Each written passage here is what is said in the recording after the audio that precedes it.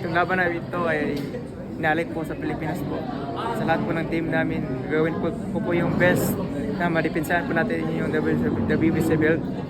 At ipapagkita ko po yung pinakamagandang laban ko po sa lahat. Ito na po yung time na po. Paano ka nag-prepare sa laban na to? I mean, physically, sa training, sabi mo kanina, nag-sparring ka with mga lefties para sa kalaban mo. Bigyan mo naman kami ng details lang about sa mga naging preparation mo. Sa preparation na po namin, itong laban na to, marami akong naging sparring partner at kinuha talaga namin para yung iba matatangkad talaga para maano namin yung kalaban. Magamit na namin sa laban. Okay, nakatanggap ka ba ng message or text message or personal message from Senator Manny regarding this fight? Or yung last usap nyo, ano yung naging last usap nyo? Ayun, yun nga, yung nagkongkasa sa akin pag champion ko. Tapos yun, may mga advice din sa akin. Thank you so much, Sir Manny Pacquiao.